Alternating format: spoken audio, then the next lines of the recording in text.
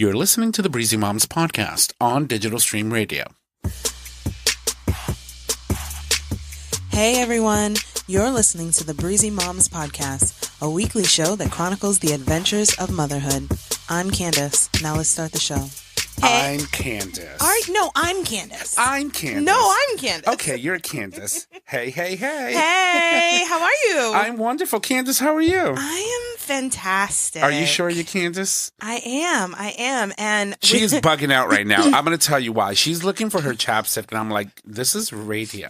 Like, nobody sees your lips. Yes, but we're talking. We're talking for a whole hour, so you don't want to have, like, cotton mouth around the sides. Listen, don't worry about my process, okay? But chapstick has nothing to do with cotton mouth.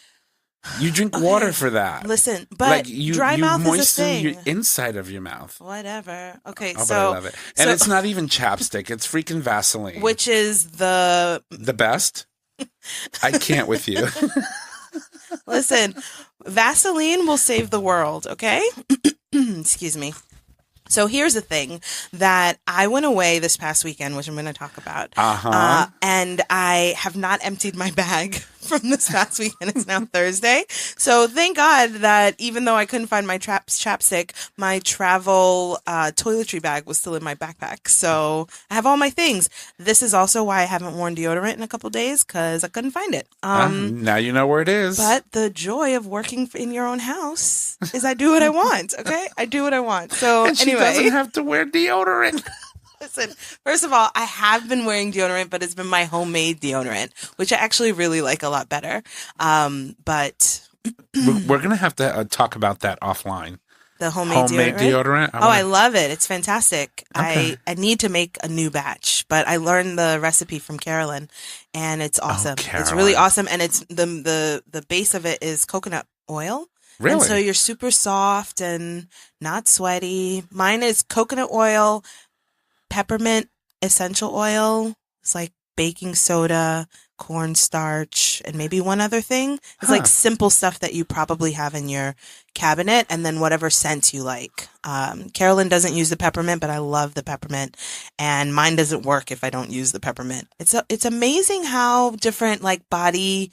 Well, your body chemistry is like, it's a real thing because my mom took the one with the peppermint and she didn't like it, and she thought she smelled funky, like she didn't like it, but it really jives with my body. So at least I think it does. I think it does. But here's the trick. I'll have to walk by one and be like, no, but here's the thing. Like, here's the thing. The trick to get people to agree to homemade deodorant is to not tell them that you use it.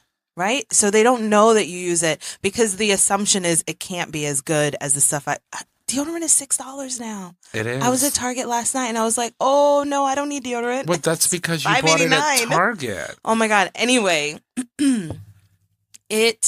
where was I going with that thought? Oh, so if you just say, oh, you should make your own deodorant, people will be like, I'll probably smell bad. You would probably smell bad. You have to wait till you've been hanging out with them a lot and they've never once said that you smell bad. And then you're like, oh, because I make my own deodorant. Don't you like, right? And so then that takes away their first. I love it how she developed the whole scenario and everything behind the approach on how to talk to someone about homemade deodorant. That's what Carolyn did to me. Caroline, I'm telling you, you're such an influence on this woman. She totally did it to me. So when she said, oh, I haven't used deodorant in a year, I was like, oh, I've known you for a year. I never once thought you smelled funky. All right, tell me what the recipe is. Right? But you need that, or else people's immediate response is, oh, I sweat a lot. Oh, I smell funky. You know, like I've got serious. I don't care who you are. No one sweats more than I do. Ask her. I sweat in the winter. It's freezing in here. It's. I have the heater on over there too, by the way. You say that every time. It's on. The electric one is on. All right, fine. I can hear it. Oh, she's nasty. Anyway, so Miss Candace, welcome back. It's Valentine's Day. It is. Happy Valentine's Day. Happy Valentine's. Look at that. How are you feeling? I took you away from your husband. You did. You're here in the studio on Valentine's Day. Yes. And your family. But there's nothing but love in the studio. There's nothing but love in the studio. And sorry, James. We basically did It's weird because my Valentine's gift this year was a night out in New York City by myself. Oh, so you already got your president. Your president. Your My president. See, I told you. There's a lot of vodka in here. What did you say? Speaking cursive. Speaking cursive. That's right. And it's fucking elegant. Right? Yep. So this is the year. We've been married 6 years, but we've been together. It's like 16 years we've been together.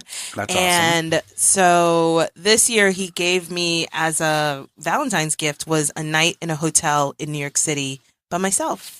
Awesome. And I went to see my cousins. My cousin Skylar is an actress. She's at the Academy for Dramatic Arts, and she was in this amazing play, and she's incredible. So I built the night around getting to see her play, and then we went to a bar. I took Carolyn with me. We went to a bar. We ate dinner. We slept in till 9. Your hotel looked the hotel. chill. So the It looked hotel, amazing. the Mondrian Hotel. I don't know where it sexy, was, but it's super white. It's super rose gold everything. I was like, holy crap! So really cool. You guys had the bathrobes on. Yes. I was like, I tell you all the time. I troll your Breezy Mom's page. I love it. I'm like, I need to know what I'm going to talk about when this woman comes into the studio on Thursday. So. Yeah, I do. It was a really great night, and it might have been 30 hours, maybe like 35 hours. It was a very quick trip, but I feel like we fit in a lot. I left my house at 8 a.m. I got back at 3 the next day. And I just fit in a whole lot. And I love my village and my extended community because I put out a post that said I was in New York for the day and a bunch of people text me and I ended up at a party Saturday night. I think it was Saturday I was there. I ended up at a party at someone who I, went to college with. She was having a going away party and I was like, oh, I'm here. We're going. Well, hello. It's amazing. And I'm here. Open that door. Genese, who's been on the show, she was in the city for something that day too. So we met up.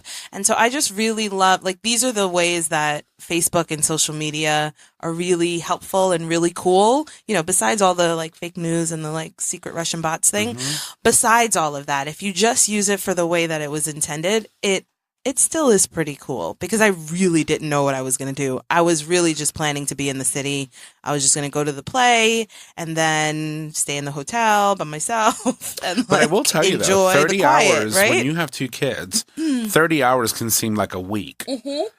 Because when you're around your children, you're hyper vigilant. Mm-hmm. So you're not really resting even when you're sitting down watching the show because your mind is watching the show, listening for the kids. Right. Over here trying to figure out what my husband is doing. Thinking about all the things you didn't do yet, things you need to do. Yeah. Yeah. And so when you remove yourself from that environment, it allows you to actually take it in just for a day. It was amazing. My hashtag for the night was no kids, no wipes. Which is awesome. That was my whole thing. It was just I hope nobody has any problems because I don't have any wipes. I can't help you. Which is hilarious when I think that my solution for everything is don't worry about it. I got wipes. It's either wipe or duct tape. Figure it out. Seriously, you can make a diaper out of duct tape. You can literally grab a whole bunch of paper towels, wrap them around the tush, and then just wrap it around with duct tape, and you're good to go. Right. That fucker's not coming off until that diaper is heavy. Right. So just letting you know. See? So anyway, we have a guest in studio. Yes, we do. Why don't you tell us who we have? So I'm super excited that my friend Genese, who's a neighbor friend that I met here in New Haven on the mom circuit, she's also a published author, and she does some kind of cool therapy, some kind of new fancy therapy that I'm interested to learn more about. And she's just local in the community. I feel like I talk to people and it's oh, I know these people. Oh, the twin? Oh yeah, the twins who live on the block around the corner. It's a very cool, that's the thing that I really like about New Haven because it's small enough that you sort of know all the goings-ons and you get to know new people easier, more easily based on the people you know in common. Mm-hmm. And there's some people in New Haven that are just they're like anchors around town, and everybody knows somebody who knows somebody who knows them. And even if you mention a name, you're oh, I know so and so. Yeah. So it's it allows for networking to become very effortless. Yes. Right? Yes. So it's pretty cool. Yes. So she is here with us in the studio. Hey. Hi. Hi, girl. welcome. Thank you. I'm excited. She's a published author. I want to know all about her book. Me too. I was bragging. I was like, this is my second author on the show because I know really cool people. Well, welcome to the show and thank you for joining us. Thank you. I don't know if I have enough sass for you guys. I mean, this is like, y'all are turned up for real. It's funny, right? Because we walk in and we're so like mellow and la la la. And then the moment we hit play, it's like, oh, we're on.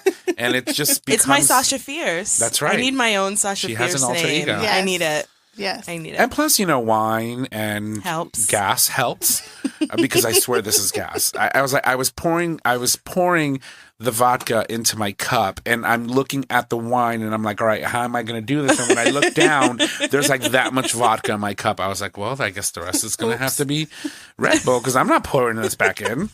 So, that's great. Oh, and I don't work tomorrow. Ooh. So, which is good. It is. It's Friday, right? Tomorrow's Friday, and then I'm off on Monday. Ooh. So it's going to be a very long weekend, but Mom's in town. Not but, and. Mom's in town, which is why I took tomorrow off, because she's leaving Saturday, so I wanted to do something with her and sort of kind of go out, because she's been in the house. I've been working all week, and, she's sort of kind of been living in her emotions. Yeah. Because, I think we announced it last week. Graham's passed away, and so my mom has been living in her emotions for the past week, and so I just wanted to make sure. A little bit longer. Yeah, and so I want to make sure she just has at least an enjoyable moment before she goes back home. That's good. That's good. It's hard. It's really hard.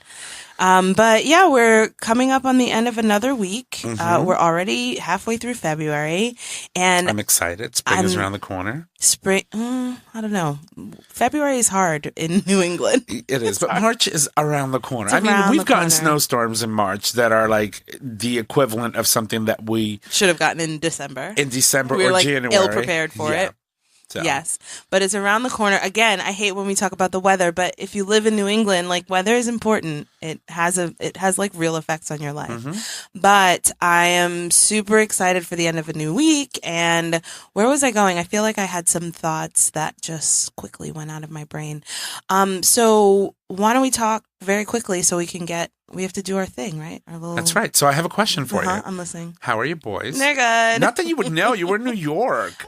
Listen, I told you it was 30 hours. You see, moms get one night away and it's like, oh, you always go out. It's like, you're always gone. No, one day. I know it's one day. One day. And I'm sure your boys missed you dearly. And here's the thing is that there's a benefit to being gone for a little while. So people actually recognize that they miss miss me. Because she's been going through it lately, right? Because the boys have been gravitating towards their dad a little bit more. They're in that stage.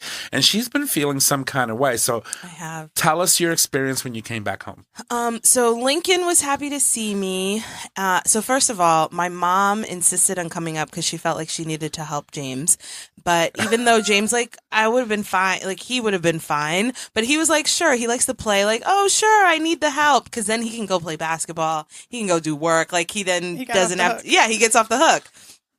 So my mom comes and then she calls me midway, I don't remember, Sunday morning, and I was like, hey, how's it going? She goes, oh, it's great, but, and she was listing all these things. She's like, Emery was in the bathroom. This is what she says. Her and James, they give the kids food in the kitchen and then they go and watch a TV show in the living room. And while they're in the living room, Emery takes a sneaker into the bathroom, fills it up with water and dumps it on the floor in front of the refrigerator. So by the time Lincoln goes to tell my mom that this is what Emery is doing, there is a full puddle of water, a whole mess of water in front of the... So he went to the bathroom and filled a sneaker, a shoe with water, and then dumped it in front of the have kids. the refrigerator. This is why I don't have any more. Right.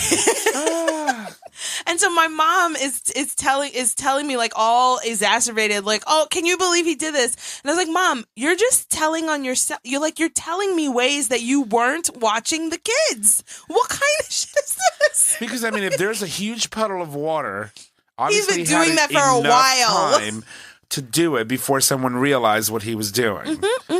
It's like me and my dogs, and I know that she's constantly about dogs are not the same. Children. It's not the same. But, I'll let you have it. So dogs are amazing, but silence Is golden. Is not golden when you have dogs or animals. Or kids. And especially puppies.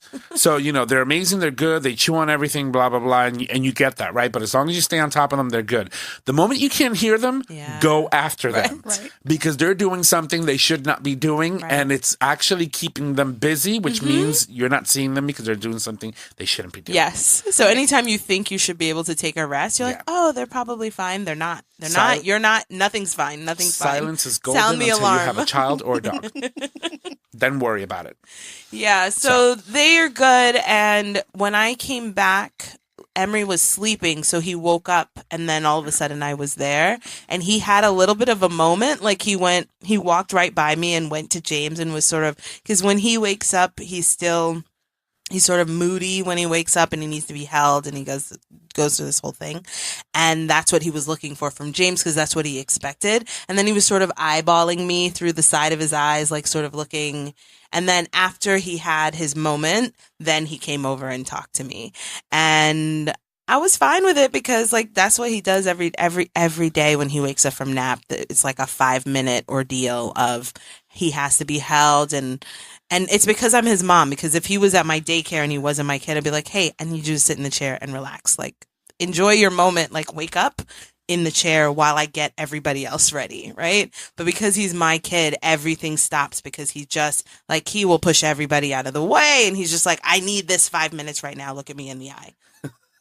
So it's a very strange thing that he does. And the only way to get through it is to like lean into it, is what I find. So that was that. But then Lincoln came, I don't even remember where he was. He's so wild these days. Like he's just doing his own thing. And he was like, oh, where'd you come from? And he was excited to see me. And then they were all on top of me. And I was like, okay, give me a second. I gotta like breathe. And then we were back to normal. So like much for the 30 hours, right? Yeah, it was like 2 seconds of excited to see me because I had been gone. And then, well, what are we going to eat? Where are we going to go? Like, what's happening? Wow, are we going to take a bath? I was like, listen, it's almost a week later. I haven't unpacked my book bag yet, and I'm using it. So they are good. And Lincoln was super excited about Valentine's Day because, of course, it comes with a lot of fucking candy. And now he's got all this candy, and I can't handle it. Did you have to do the whole card thing? Yeah, so I send did. Cards to school. Yeah, so the school did this cool thing that I've never seen before, where instead of having to send a thing for Johnny and Sarah and Lincoln and all of the thing, you just send 16 or however many kids are in the class. You send 16 of a thing, and then the kids over the week at some point had been making their own bags. So like Lincoln has a bag, Sarah has a bag, Johnny has a bag, and then everybody who's been sending stuff, you just get to drop one in everybody's bag. So that I don't have to be in the house like wondering whose name is what and blah, blah, blah. I just bought 16 cards and Lincoln drew pictures in all of them. And then he dropped them in all of the cards and the kids came and dropped stuff. So that's awesome. Does that make means sense? So they're not personalized until they get to school. They're personalized in some way. From you. Yeah. So that everybody knows, like some kid gave these little sunglasses. I'm thinking of Kanye West, like the like slits in them. Some kid gave those. And so he's like, oh, Mason gave us these sunglasses. Everybody got the same sunglasses. So everybody knows they came from Mason. So everybody had a thing that they did. And so you knew that's who it was from. And in Lincoln's cards, he drew a picture and wrote his name. That's cool, though. I thought it was a really easy way idea. for me to do it at 10 o'clock last night when I was in Target. Well, we got to give some props to that teacher. Yes, that was a great. Awesome. And so I was in Target last night with Yashvin, who's been on the show a couple times. Mm-hmm. And we were not the only parents in Target at 10 o'clock at night looking for Valentine's stuff for our kids. It was hilarious. The number of like crazy eyed parents that I ran into, like fucking Valentine's Day. And this one lady had twins. She was like, I have twin girls and they have to have different things. I was like, I don't have time for this. Oh my God, it was hilarious. It was great. I on a day like today, I celebrate National I'm Single and I Appreciate Myself Day. I'm not lying. I would like one of those days for just a minute. Yeah. But the takeaway from the weekend that Carolyn always drops these like little knowledge bombs. This is why I have friends who are older than me. I feel like you have to be helpful. I try to be helpful to her, but she's super helpful to me. And so what she said was that it's really nice every once in a while to come and visit So we went to a bar, and all these little, like, 20-something Beckys and Sarahs and Keishas all, like, doing the most. It was hilarious. It was so comforting and hilarious to be. Okay, so let me tell you that I was at this bar, like, it's a fancy bar club, whatever, with hiking boots and a collared shirt with a sweater on top and a scarf. Like somebody's mama, okay, is how I was in this thing. And we were walking by girls that were outside, like young women outside, huddled, 4 or 5 of them for body heat. They're wearing no clothes, no jacket, no gloves. I was like, what is wrong? And it's freezing. No home training at all. Outside. Well, no, I think they have home training, but at that age, Right. Listen, when you're 19, 20, 21, 22, 23, that's the age where you want to look cute, Right. but you don't want to put on that jacket because then you spite got to of go the check 30 it in. degrees. Right. Yep. You don't want to spend the $2 to check that sucker in, so you leave it in your car, and then you're like walking. I mean, down they the were block like literally this. huddling. Yeah. I don't miss those days. So first of all, I don't remember those days because I've been an old lady in a tweed coat with a friggin' shawl. Anybody who knows me, I do. I literally had a black and white tweed jacket. I would have on a sweater, a cardigan underneath. I would have to pay like $10 at coat check because they want you to pay for every single thing. I was like, listen, fine, I have my money. I'm not gonna be cold. I was one of those. I'm not gonna be cold. I was one of those. I remember I was in New York City. I had to be like at least 22 at the time. And I'm trying to run around, trying to be cute and stuff, and it was frigid. Freezing. And so we had gone to this place called La Escuelita, which is over in somewhere a little lower than Midtown. And then it was time for us to go, but my car was parked over by Times Square. And so you have to walk, and it was freezing, and I'm shaking. And Uber didn't exist. We didn't even have cell phones. I had a beeper. I had a pager. And so I had met this guy at the bar, and he happened to be a police officer, and he had parked his car in front of the bar. And abusing he literally, privilege. hey, but it was for my benefit, so it's okay. So he goes into his trunk and whips out this police jacket and puts it on me and says, here, wear this. And I just literally walked away with his police jacket. And it's still in my closet. Stop it. But then we dated for like 6 months. Oh my God, that's amazing. But he lived in New Jersey. He's all the way in where is he? He is in Asbury Park, New Jersey. I was like, yeah, no, honey, it's not happening. Nope. That's a 4-hour drive. Good luck. No thanks. No thanks. Send me an address. I'll mail you your jacket if you want it. So what Carolyn said to me is, it is nice to visit and see that you're not missing out on anything. And I was like, words of wisdom. Yes. Because I had a great time, and I didn't get to see the DJ, but I feel like the DJ is either the same age as me or remembers the early 2000s, because there was a good 45 minutes where it was like mystical, Jay-Z, like Master P. It was like Usher, all these things. And we were going, yeah. And we were just doing our 2-step and like the whole thing. And we look around and people are talking and people are like ordering food. I was like, this is when you should be dancing. You're living your best life. My whole best life, okay? Because when we walked in, some song, I was trying to figure out what they were saying, and then all I kept hearing was gas pedal, gas pedal, gas pedal. I was like, what does that even mean? So anyway, I am at an age where I think that my music is obviously the best, and these young kids, like, that's not even English. Like, what, you just putting words together, it means nothing. Like they write songs with IMs now. Right. Like they use IM language to write songs. Yes, hashtag language for songs. Yes, I'm not about that life. So when Usher and Alicia Keys and Master P, I mean Mystical and Ja Rule, I was like, yes, I remember. I was in Ashanti. college. Yes, they played Ashanti? What's Love Got to Do. Got to Do. I I love it. Yo, it was amazing. And it was like visiting. It was like visiting Hoochie Town is what it felt like visiting. And all we did was stand on the side and like super laugh at everybody. Because, you know, once Amazing. upon a time, that was probably us. We just didn't realize it. But then when you get older and you get to the bar, you're like, God, you were trying so hard.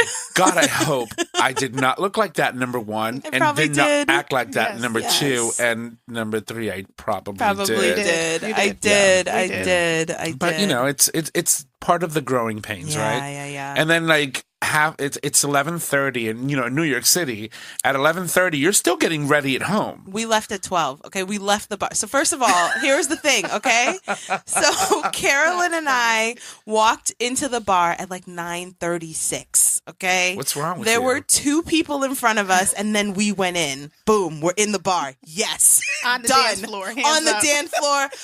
Dancing, and I was looking for my friend, and I was like, oh, am I gonna find Jolanda? I'm sure I'm gonna find Jolanda. And we walked around, and before 30 seconds she found me. And this is one of the times where I really love being tall, because you can see everything, everybody can see you. It's fantastic. So we had been in there from 9:36. At 12 o'clock, Carol and I looked at each other. I was like, you know, I'm ready if you're ready. I'm only holding out because I think maybe you wanna. She's like, oh, I'm good, I'm ready too. So we start getting our stuff to leave.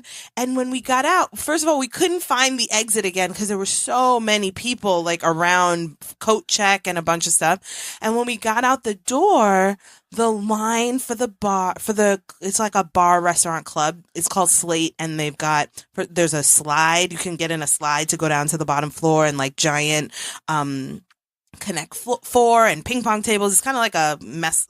That's not the right word. Like a game hall. It's like an arcade place for like adults. Yes. So it's cool. We get outside, and the line is going down the block. And I was like, shit, if we had come and there was a line like, so Carolyn is starting saying, I just want to tell them it's not really that great inside. Oh my God, I can't. It's just not, I mean, it's not that great. I can't. It was hilarious because basically they were holding people outside so that it would look like it was hype. We were having a good time inside, but like there wasn't that much going on, and there were maybe it had to do with occupancy. I don't know. There was a wave of people in. Sometimes it'd feel tight, and then it would loosen up. So I don't know what they were doing at the door, but when we left at 12, apparently that's when people come out, and we were like, oh, we're going to get burgers and then going to sleep. I don't know what you all are doing. She became a Connecticut girl. Yes. Because let me tell you, at 11:30, 12 o'clock, that's when people are still getting ready. I remember when I go into the city with friends, and I stay with friends that live in the city, they're like, what are you doing? It's 10:30 and you're getting ready? I was like, we're not going to get to the bar until like at least 1. And I'm like, and what do we do between 10:30 and 1? Bitch, drink. Oh my God. There's a fridge full of alcohol in there. Go to town. See, I've been this person since I was 17. By 1 o'clock, I'm dying. No, we get to the bar, and I'm like, I would never be at a bar at 1 o'clock. Can we go eat? Because now I'm hungry. Nope. And they're like, no, we just got here. And they're bumping. And 4 o'clock in the morning, we're rolling out the bar. I am literally on my knees. I'm crawling at this point. Yeah. I've never, ever single ever been that person. I'm like, hey, the shuttle bus from our campus to the train stops running at 8. Why would we wait until after 8 to go anywhere? And then they come back around at 10. I was like, dude, I've been in my sweatpants on this couch for 2.5 hours. Wow. I am not going. Yeah. Call me tomorrow. We can go have brunch in the dining hall. Like, literally, that's who I've been since I was 19. I don't have time. Wow. In my tweed coat. And the times I went out in my tweed coat and my shawl and my cardigan was at 9 o'clock at night. Okay? I was 16 bumping and grinding these bars. I was working at a bar at 16. No, thanks. I worked at Van Dome. When it was oh my God, Montego I've been to Bay. Van Dome. When it was Montego Bay, then it became museum, and then it became Van Dome. Oh my God. She knows what I'm talking about. She knows what I'm talking about. Okay, well, I think let's before we go down a whole like tunnel of old school clubs and how they used to be.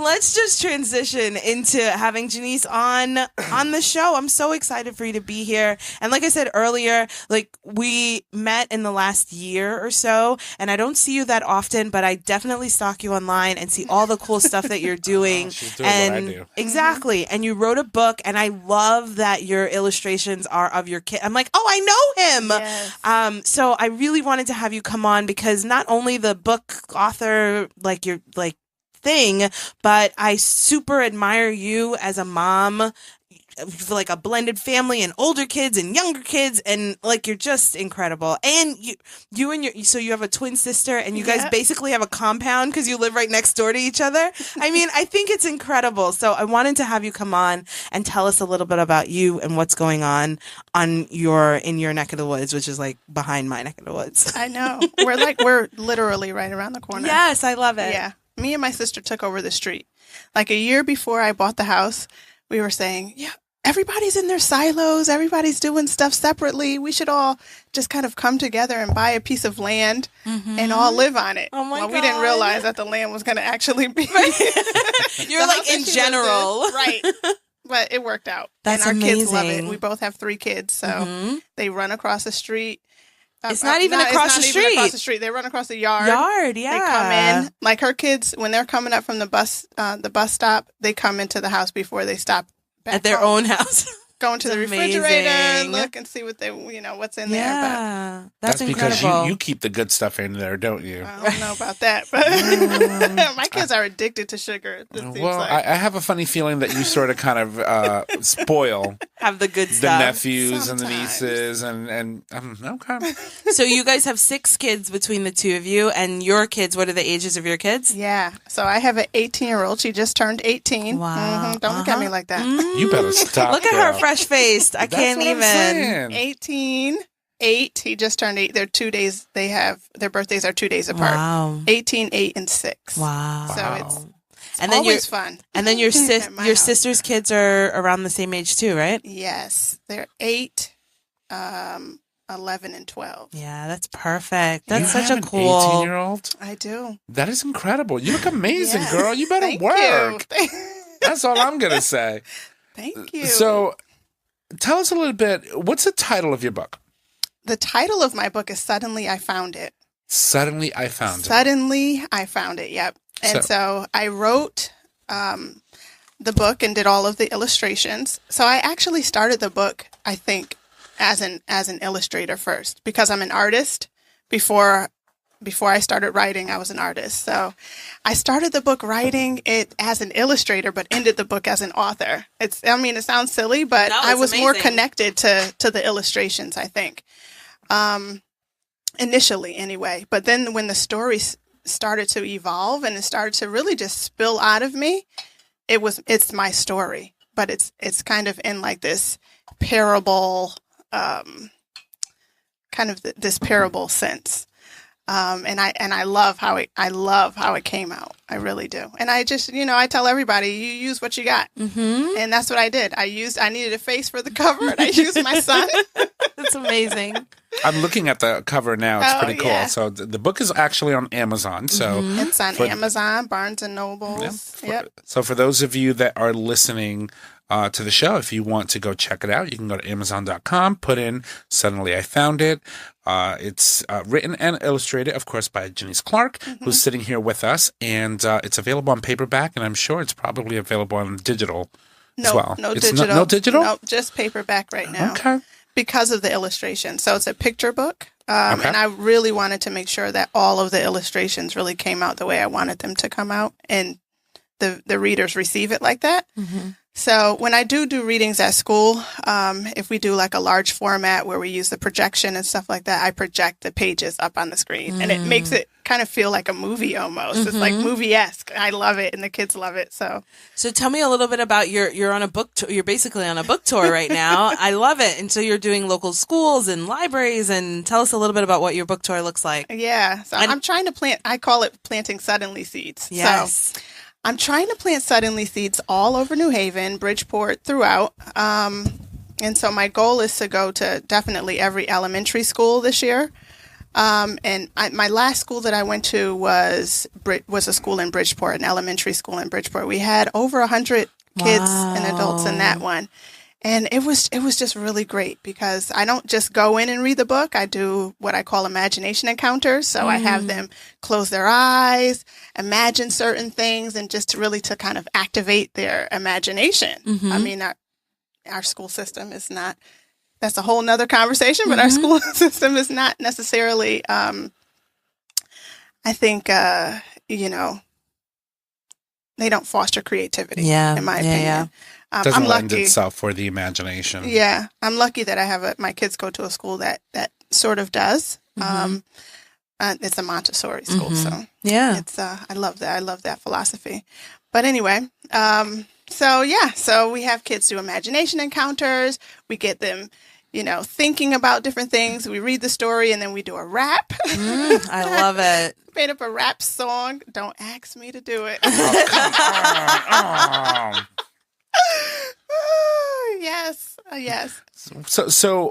So you mentioned you were an artist before you were a writer. Yep, still an artist. And that's why you illustrated your own book. And the illustration is absolutely amazing. I love the cat on the cover.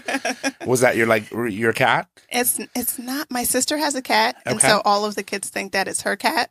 So we're gonna go with that. It's her cat. It's May. We'll take it. So you are doing art. You're still an artist, but this obviously led you to start your book and do your book. What inspired you to actually say, okay, I'm going to go ahead and write this book and then illustrate it and put it out there to the world to see? Well, I knew I had a story in me. So, and I knew that I wanted it to be, I knew that the story in me, I wanted to be able to tell to kids and not just to adults. And so I just started to write it. Actually, the way things come to me, the way I work with my creativity and inspiration, I usually have dreams. And I'll wake up in the middle of the night with I saw this picture, or sometimes I'm standing in the kitchen and cooking dinner and it's like, oh, this picture pops into my head. And so that's pretty much what happened with the first page. The first page it says, somehow, one day, just now, I found this. And I had those first 2 pages and I didn't know anything else. I had the first, and I was psyched. That's momming. That's momming all around. Exactly. I had the first I got 2 chicken. Pages. Yes. What can I add to the chicken? It's like, what else? What now? I had no title. I didn't know all the places the reader would go, but I had the first pages. Yeah. And then soon as I created those first 2 pages, it just started to spill out of me. And then the next page came, and the next page came, and the next page came. And the story just kind of evolved into what I realized after I was done was my story. And so I'm excited about that. And how did you do the agent and publishing, and how did you self-publish? There are all these different routes people can go when they have a story to share. What was your... Yeah. I actually looked into self-publishing. I don't know what I was thinking because there are so many different things. And my mother has a publishing company. Oh, okay. So I said, you know what? I'm just going to have her publish the book. Yeah. Instead of holding on to some money, let me just have her publish the book. And so that's what she did. So I gave her everything. And she has an amazing team. It was a painless experience. Well, of course, when someone else does it, it's always painless. Yeah. Because self-publishing is very intimidating. Because, a lot of people don't realize the process that it takes. You literally, first of all, you have to submit your work to the Library of Congress. You've got to get it copyrighted. You've got to make sure that you have every illustration, every word meticulously spelled out on paper. Yep. You have to submit a copy. Yep. Once it's there, you get your copyright. Then you have to submit for an IBN number, which is the ISBN number, which then is the unique identifiable number for your book, for your work. And then you have to submit to the publishing houses to see if they would pick up your book. If not, then you would go to Amazon directly, or you would go to iTunes and do it in iBooks, or you would go to Barnes and Noble, and every single application is just so cumbersome and so tedious. And then you have to work out the logistics of how much you want to price your book for, how much you're going to negotiate with them to get back. The publishing company does all that for you. Yeah. All in one shot. And because everything costs too. Mm-hmm. And, you know, a lot of different publishing companies, even the smaller independent publishing companies have these, I guess, contracts that they, for distribution. So my book is distributed all, like hundreds and thousands of different online retail stores. That's amazing. So that's really great. I didn't even know Walmart was like, you could go online to Walmart and I put it up there. I was like, oh, I'm up here. Here I am. Nice. It feels good, right? It feels good when you first put something out there and then you happen to see it, right? And to see your body of work. What was your reaction when you first walked into the first joint and you saw your book and you're like, oh my God, it's here?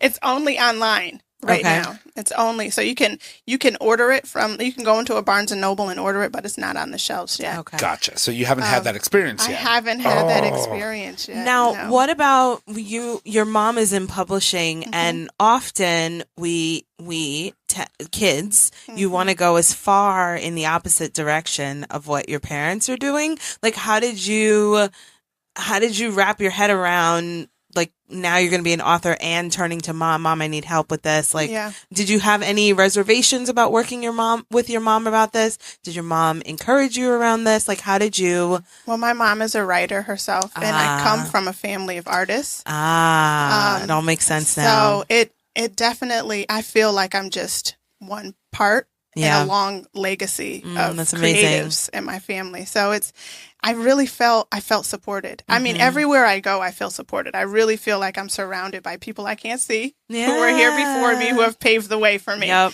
So it's comforting in that sense. With my mom, I was I was like, maybe I'll just do it all myself. That's just me, Genese, being stupid. And then I realized, no, I'm not meant to do it myself. I'm meant to bring in as many people as I can. And so I'm really happy that the book has kind of taken off like it has. I mean, we just published it at the end of October. So I feel like still really new. Yeah, I feel like it's a newborn. And how's your son doing being the face of this book? He's funny. He's funny. So my first public reading, I sat in the front. And he came right up and sat in the front with me. Next to me, it's my like face. He was gonna, like, I'm up here too. When I was signing books, he picked up a pen and said, "Where do I sign?" Oh my God! No, he was dead serious. That's How old amazing. is your son again? He was 7 at the time. Wow. Yeah, That's he just turned 8. Oh, he's soaking it in. I love it. That's awesome. He is. We did. So one of the big large platforms that we did, or large formats that we did, he came up. When we did the rap, it's the Suddenly song. He came up and he was bopping and doing his beatbox. It was so funny. It was like, go Kingston. Right? And he's got that great name. It's incredible. That's awesome, though. Yeah. So how long did it take you to write and illustrate the book? A year. Wow. It took me almost 1 year exactly. From the time that I finish my first page to the time that I was done with all of the pages. It was a year and 1 day. Wow. Yeah, wow. I know. It's pretty incredible. And so where do you see yourself now? Like, I mean, we always think about what's the next thing. Clearly you're deep into this book, right? Yeah. But do you think of yourself now as a writer? You think you want to make more books? You think you want, like, what's the, like, end goals for Genese and writing? I definitely see myself as an author. Okay.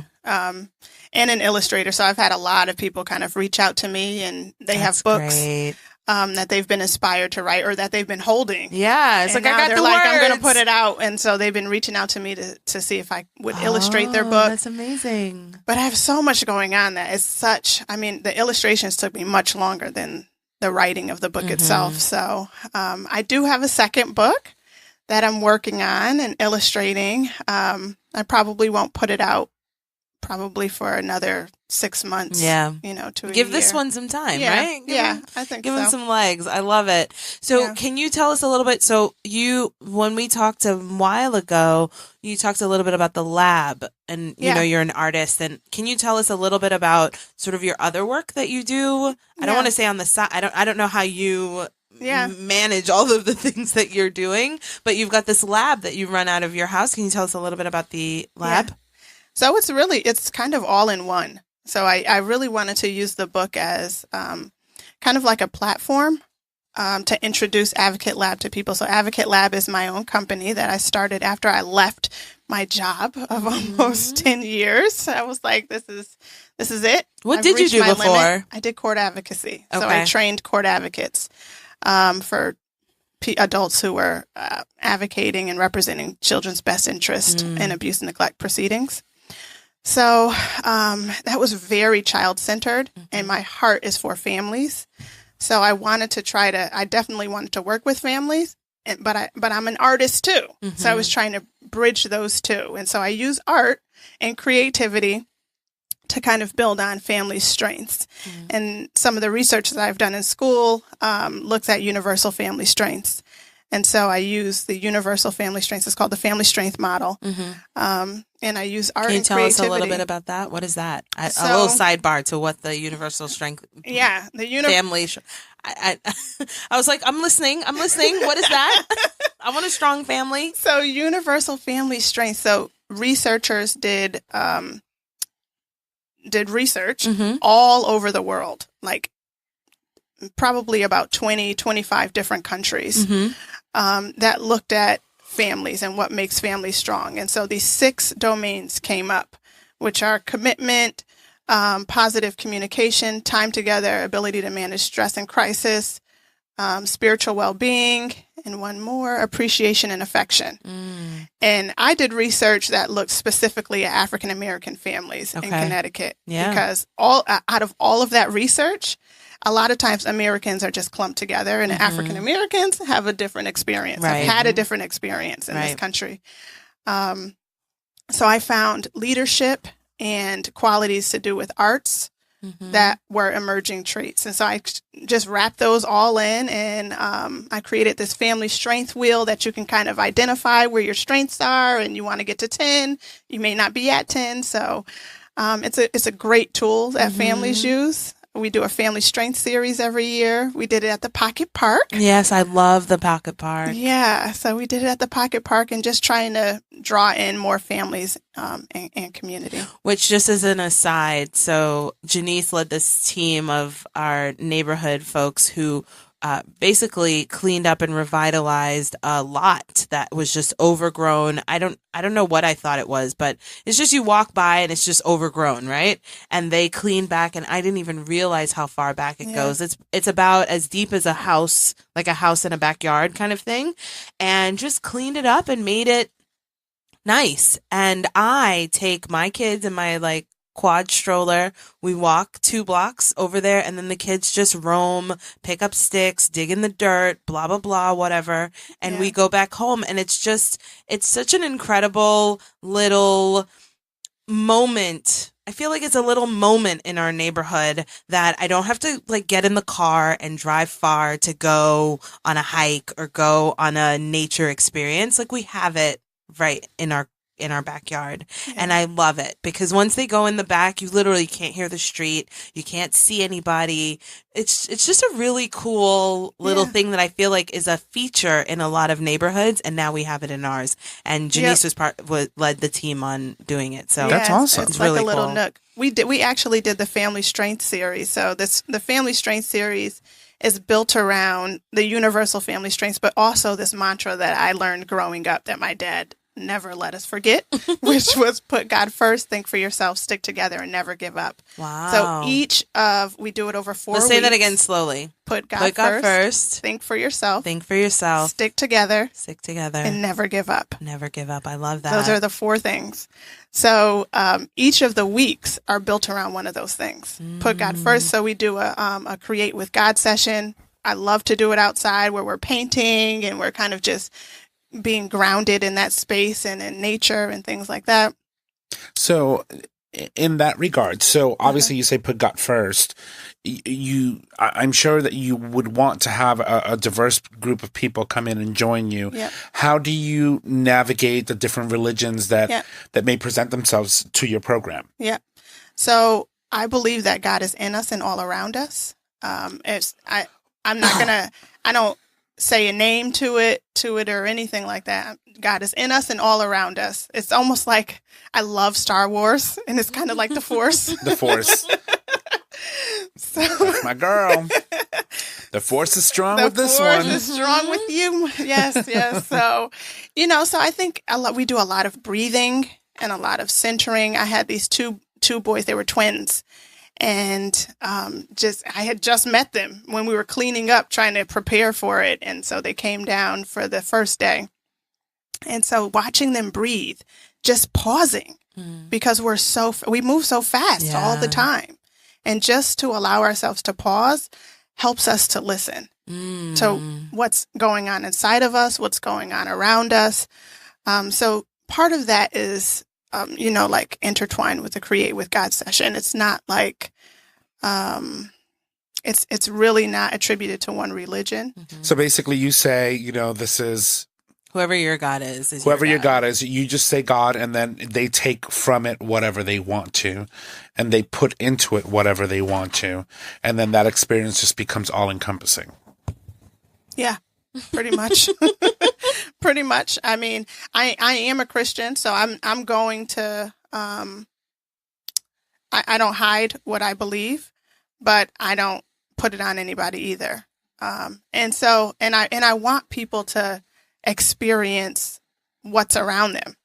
I really want people to experience what's around them. So I hope that the Pocket Park, you can kind of feel that, like, this is a space of peace and well-being and pause, like you can pause here. Yeah, absolutely. Because I'm always with my phone, whether I'm on my phone for me or I'm like documenting kids to send pictures to their parents. I'm always on my phone. And then we were literally there a couple days ago, and the kids start, I don't know where I got somewhere I saw this, but it was like, oh, well, why don't we build towers? Because my kids are really into building towers at 2.5 years old. They're just stacking things. Mm-hmm. So then it was a whole like looking for stones. We have to find stones that are flat so that they can go on top of each other. And it became a whole thing, which meant I had to put my phone away because they kept asking me questions. And I'm looking and doing like it causes you, or it demands that you take a moment, take a breath, and get off of all the things you're usually like all the distractions that you usually have,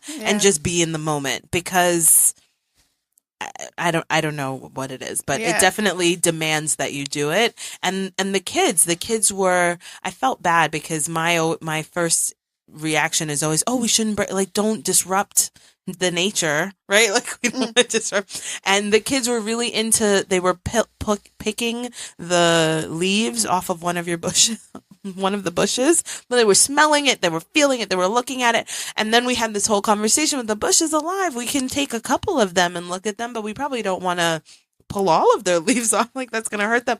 So it's just an interesting thing that I'm learning how to manage being around nature and like in nature play and that sort of thing, and being responsive to a natural space that I've never, like, I'm from the Bronx, right? Concrete jungle. There's no nature. It's like one tree every couple blocks.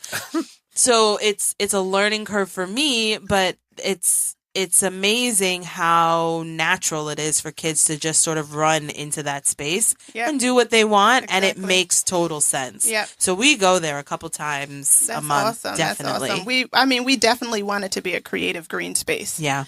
So, which is, you'll see there's murals, and that was our last session. So our last session was on resiliency. And so my daughter, who's a muralist, who's the 18-year-old. That's great. She designed this mural that had all these kind of symbols of resiliency. And so all people from the community and families came down, and they, put their little mark on and painted. And it probably drove her crazy because it wasn't her design anymore. But it's a learning experience. So it was really great. There was so much energy in that space that last day. But I think you provided the community a space for them to come together as a community and not as individuals. Definitely. And experience what it is that someone else has to offer as well. Yep. That's and awesome. It's such a little nook that I tell the parents and my clients, it's like, oh, we were at the Pocket Block. And they're like, where? Like, you can just drive by it so fast and not even see it. But I don't know, it's like a 1/4 acre. I don't know. It's the footprint of a house. Like if a house had a house and a front yard and a backyard. And so it goes back pretty deep. But you can drive by it. You know, you're moving fast. You're not paying attention. I only see it because I'm a pedestrian now. And so I see things because I'm moving slowly. But it's a very cool, it's a super cool part. We intentionally you picked that spot for the Family Strength series. And it's on the way to the school. You've got so many people walking to the school. Yep. We wanted to show how that space can be a usable space and not just, because trash was discarded there. Yeah. Tires, people would sit there, do what they're going to do, whatever they're doing. And they're still doing it. And so now I actually like being there, and people walk by and we sort of say good morning. Like I'm a little suburban now. I'm like, hey, good morning. Especially because I have kids. So I want you to know that I see you, see me. We all like keep it moving. I know exactly that's where like you my are. New Yorker. That's the New York in me. But it calls people. People are like, oh, I like that. So, you brought the kids there. Oh, so nice. It's like a little old man who might have been smoking in this corner or doing something else in this corner, but now they won't because they see that people are here and are actually using the spot. So I think it's incredible. Yeah. Given that this was a new, like you were an artist and not a writer before, but it's a new thing for you, how would you encourage people who have something in them, right? Something that seems weird maybe, or like super aspirational, or just totally different from what you were doing before. How would you encourage listeners who are toying with new things in their head to go for it? Sort of like live I would the dream. encourage them the same way I encourage anybody in an art session that I do. Just get it out. It doesn't have to look good. It doesn't have to sound good. It doesn't have to taste good.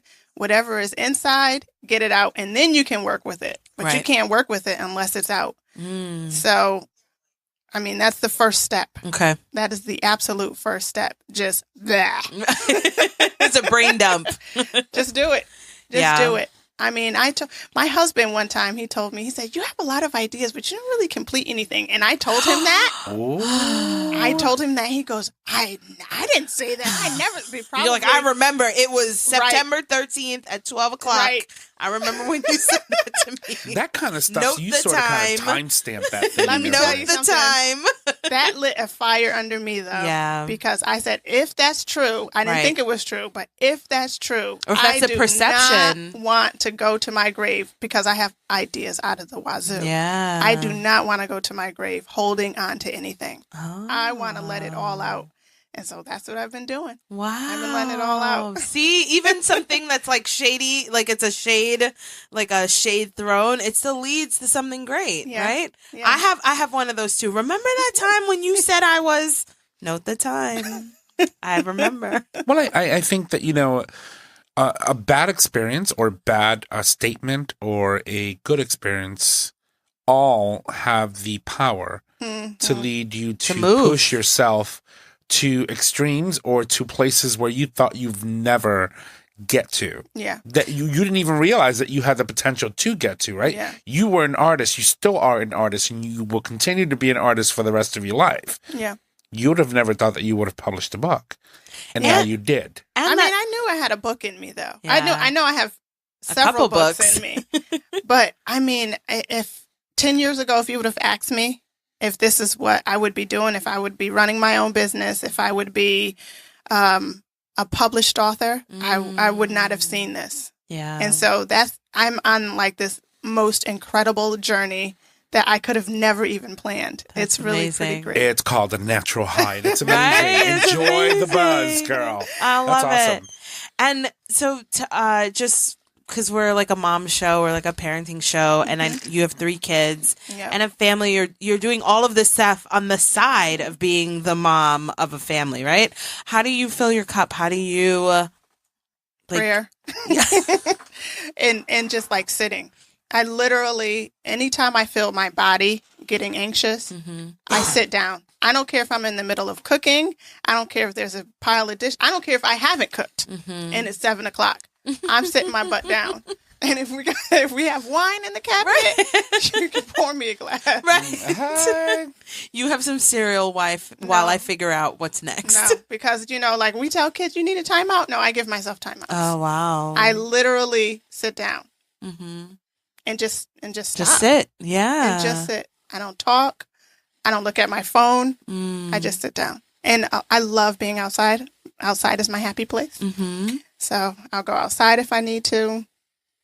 I'll take a walk. Sometimes, usually it's just stopping for me because I move really fast. So it's really just pausing and stopping. I'll paint sometimes. That's great. That's amazing. And your family has sort of acclimated, like they've just figured out how to manage around that. It's mom. They know. Mom's time. Well, yeah. Mom sits. Yeah. Oh, mom's sitting.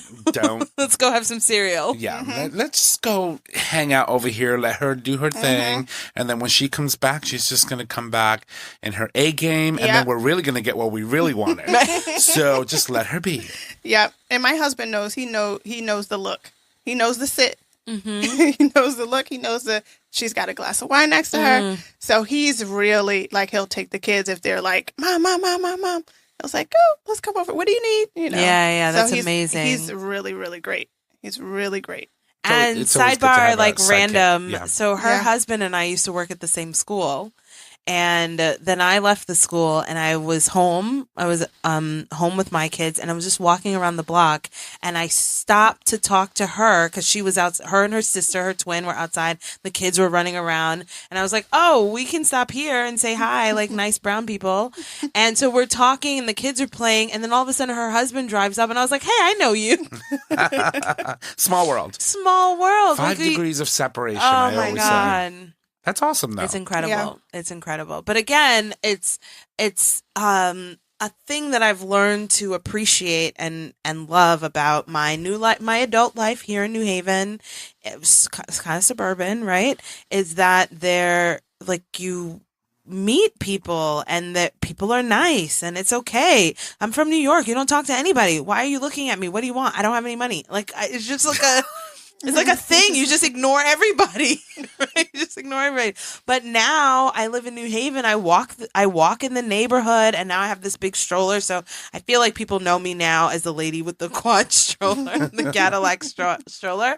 And I'm just, oh, hey, right? Like I'm that lady now. Hey, how are you? Oh, hi. She's like Candace from Wisteria Lane. Exactly. So, before we sign off, I wanted to ask you one more question. So, you have this amazing project. You created this beautiful space. Are there any thoughts of encouraging other communities or pushing that into other areas of New Haven, possibly neighboring towns? Yes. I would love to do family strength series I say we're changing the world one vacant lot at a time. That's awesome. So that's what I would love to do. Because there's a lot of spaces available in so many different areas of New Haven alone that could use something like this that would be really beneficial, not only to the children, but also encourage the community to come together and share that space. Exactly. We partnered with LCI, Livable City Initiatives, and URI, which is a part of Yale School of Forestry. Urban Renewal Initiative? Urban Resources Initiative. Resources. They're the ones who plant the trees, right? Yep, they plant the trees. But LCI was like, we have tons of lots. Yeah, that's and great. I'm like, yes. So they were really happy with the project. Mm-hmm. That's amazing. Yeah. Well, congratulations on that because it's a huge investment in your community. It's also a huge investment in the city. And if you can get the city involved and get a grant to be able to go in there and have, people come in and clean up these spaces and give you a nice blank canvas to go in and do what you need to do. That's awesome. Yep.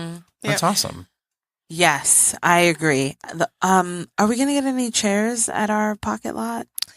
Or are we supposed to sit on those stones? Well, the stones up front. Yep. It's like a retaining wall / seating area. This is where you have access and you must ask the questions because I'm a user. Yeah.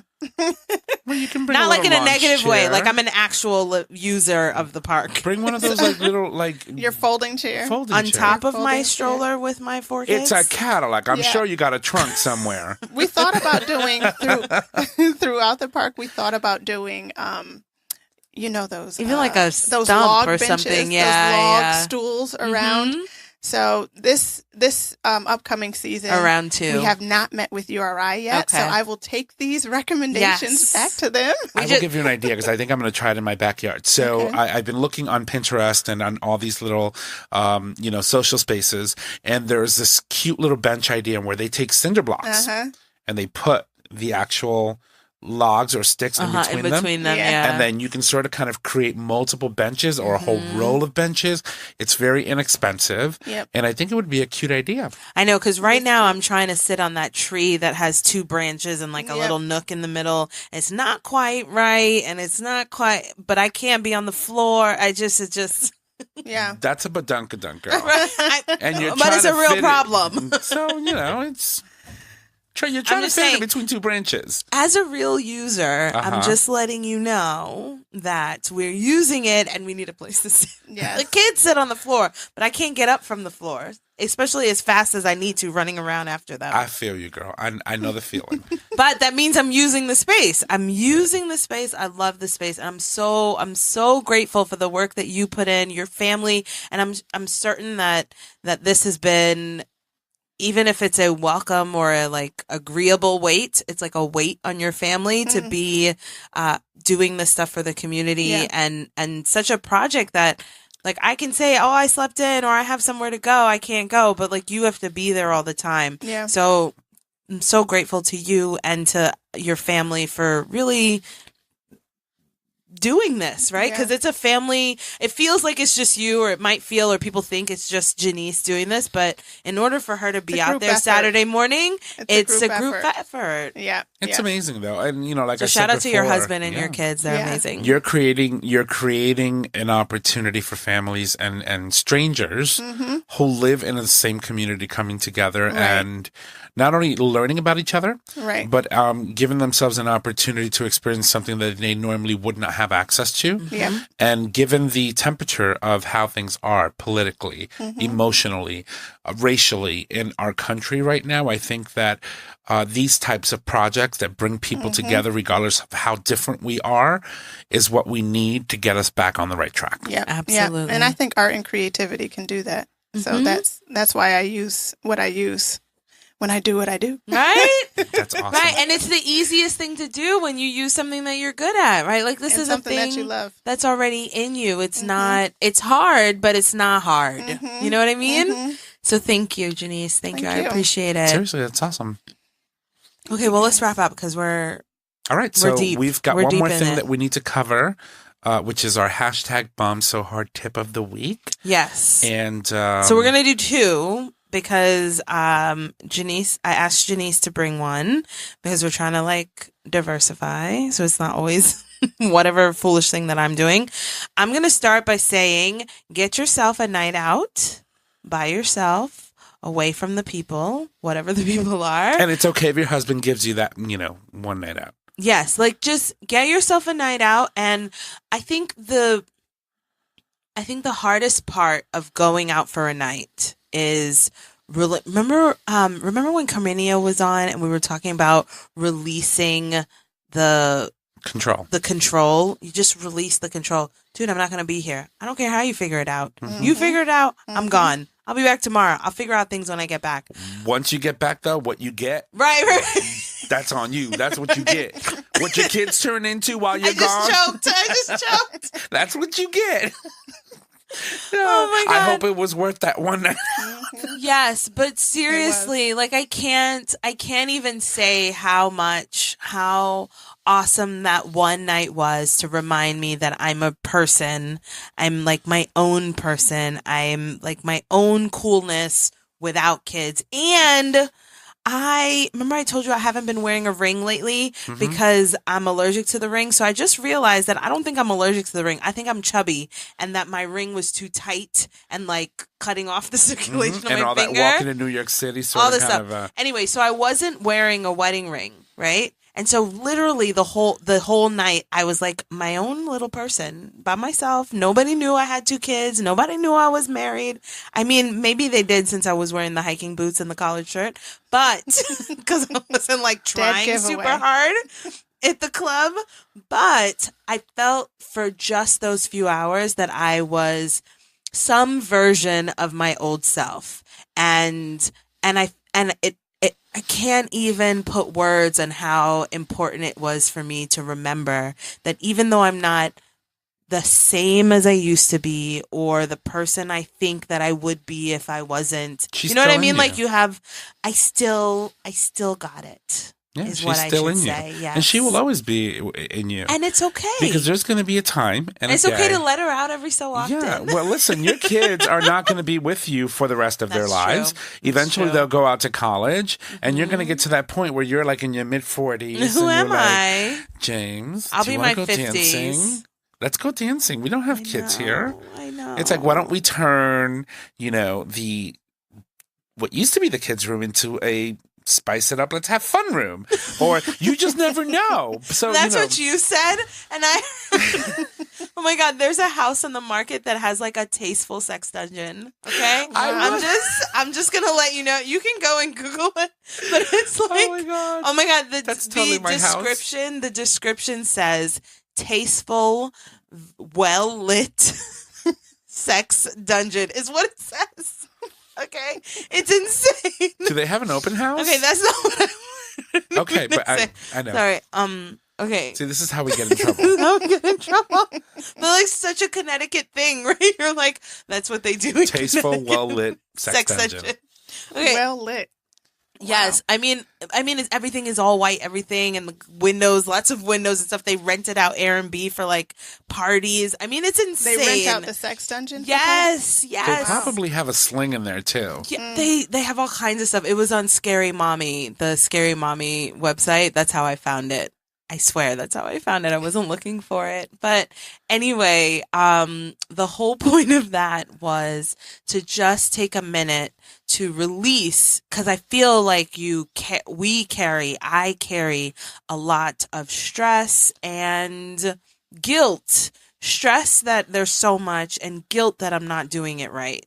That I feel like I can't leave because it's all going to fall apart because it was so thinly held together in the first part. Listen, motherhood doesn't come with a manual. No manual. So. And you should just go and it's not going to fall apart. And even if it does, you'll just fix it. Yeah, so take a night, figure it out wherever it is, even if it's go to a friend's house who doesn't have kids. I wish I had more friends with no kids. I should say out loud that I'm in the market for some friends with no kids. But anyway, that's an aside. Just find a way to fill your cup in this way that's beyond, like we talk a lot about self-care. Go get a manicure. Go like little things that are like topical self-care. But this just felt to me like a deep-seated refresh, rejuvenation. Are you kidding me? You walked up in here with what I thought was a halo over your head. Yeah, she was glowing. It felt good. Wow. That was amazing. It felt good. So anyway, that is my tip of the week, to make some time for yourself and overnight getaway. Okay. Wow. So Genese. Yeah, I do. I want to say one thing though to what you just said, because I heard one time someone say, you can't ask somebody to occupy a space that you're currently occupying. So you got to get out the way. That's right. If you want somebody else to get there, you want them to cook dinner, means you can't do it all the time. and laws of relativity. Two objects cannot occupy the same space. I like that. That's a really good point. That's awesome. So my mom tip is pretty simple. It's put the kids to bed early every day. It doesn't matter. Weekends. Vacations. And what's early in your house? 8 o'clock is bedtime. Okay. On the dot. That's it. That's all I got for you. Because I need time. I mean, I get all of my business work done during the day. I try to anyway when the kids are at school, but I still occasionally have stuff that I have to do at night. Still. It's like 2 full-time, 3. Wife, mother, business owner. Right. Yeah. And all that entails. I mean, it's too much. So 8:00 on the dot. Vacation. We have February break coming up. Guess what time their bedtime is? Still 8:00. Get to bed. Friday night, no school tomorrow. Guess what time your bedtime is? 8:00. That's amazing. My aunt used to say, "You don't have to go to sleep. You just got to get out of my face. I don't want to see you. Oh my God. You got to go to sleep. You just got to get away from me." Where does she live? I love her. I love her already. I don't care what you're doing in your room, but you have to be, and no more questions. And so she said that to me a couple months ago. And I just said to Lincoln, nap time is not just for you. Nap time is for me. I need a break. I can't handle another question. Not a single other question. Not another, mommy, look at this. Watch this. Look at this. I can't. It's important. And there was I just saw a thing that said research, 20-year-old research says that parents kids who go to sleep early or at the same time every night have a better life. Parents are happier, kids are happier, everybody happier. And people are like, you needed research for that? I could have. You should have just called me. Yep. And when all fails, Benadryl. You see this one? Listen, okay. I'm kidding. What I think he's doing is making sure I don't ask him to take care of the kids anytime. He's like, I'm not a good babysitter, is what he's saying out loud. Well, thank you for that reminder that kids need a consistent bedtime that's early. Whatever early is for you, they need it. Thank you for that. Thank you for being here and for sharing your story with us, and for being a constant, awesome mom that you don't even know that I look up to. I'm right around the corner. So thank you so much for joining us tonight. And I wish you every super success. We will post your link for your book on our thing, and come back to the show whenever, anytime. Open invitation. Yay. All right, so I think we're ready. Thank you. All right, you ready? I think we're ready. I don't have anything else to say. I think I've said all of the things, except... I know there's always one. There was always an except. Okay, so can I just say, we talked last week a lot. We were talking about Black History Month, and I can't remember exactly what we were talking about. It was just like blackity black, black, black, right? Yes. So in the last week... It's like people forgot it was Black History Month. White folks need to simmer down. What I think is for real, is like, oh, they think it's Black History Month. I got something for them. Like every single day, there's a blackface something, a blackface shoe. Like, why is there a blackface shoe, Katy Perry? Why is there a blackface turtleneck? Why is there a congressman with a book open, on the listen? It is 28 days. 29 if it's leap year. But this isn't a leap year. I'm just saying. It is you got to acknowledge that one day. Don't leave it alone. It is the shortest fucking month of the year. We're just asking you to relax for 1 second and let us have a minute. Take your whiteness and put it in your pocket and bring it out March 1st. Or just along with the leprechauns and everything else. Just shh. It's a collective shh. It's not about you today or tomorrow or the next 15 days. Fucking relax. I just can't even handle the number of white tears and, oh, I didn't know that this wasn't okay. You did fucking know. I just feel super fucking triggered in the last week of Black History Month that people just, not only do they don't care, but they want you to know that they don't care. And then they want to cry about being misunderstood in the moment where they were telling you. Like Tommy Lauren, who used to go, dig herself under a rock. Tommy Lauren, Katy fucking Perry, Gucci, Prada, some fucking teachers. You're a fucking teacher, okay? They posted something with pictures of nooses. What? Speaking of... White tears? Salty tears. Tasty, delicious salty tears. No, speaking of Gucci. Oh, here we go. All right. Here's what I have to say. Instead of boycotting Gucci because they don't have a black designer, find Black designers that make amazing stuff and support them instead. That's a good point. You can't take a white company that was established by a white market and expect them to just bend to your will. Well, you know what? Screw you. I'm not going to buy your product, and I'm going to go find someone in my community that's making stuff for us, and I'm going to support them. Lift up the people that are just like you. Lift up the people that are there to put you on the map, and stop putting these white folks in places of power and positions of power. That's all I'm going to say. I mean, we don't put them there, but I hear you. I Fendi and all these other trendy things. Of course we put them there. It's I have to laugh at is I can't boycott Gucci because I don't fucking buy Gucci in the first place, okay? And I might have to boycott the boycott. I might have to boycott the knockoffs from Chinatown, which in effect boycotts them. But like, I don't even buy the knockoff Gucci stuff from all Chinatown. I'm saying is like all this Prada, all this Gucci, all this Fendi, and all this like, Chanel and all these brands, all these white brands. And there's so many talented Black people and people of color that are making exceptional, beautiful lines of clothing, bags, cologne, makeup, support your community. Because that's the only way, one, they're going to be able to get the funding they need to bring you even better stuff. And you're also going to elevate people that represent you. Right. That you can see yourself represented in. Like I can't see myself represented in what's her name from South Africa that she did the Chanel, or was it one of these commercials? He comes out in a gold dress and yes, I do you know what I'm saying? It's like Charlize Theron. Or Scarlett Johansson, one of the two. You can't see yourself if you're a person of color represented in an ad like that, and so find artists, find designers that are part of who you are, that represent who you are, and lift them up, because you will be so much more better for it. And so will they, and so will we. That's right. Yeah, I just this week has been like particularly. I don't know. I don't know if I have the lens because it's February. And I'm like, just have a seat. Just take a second and relax. Relax. Nobody's talking to you right now.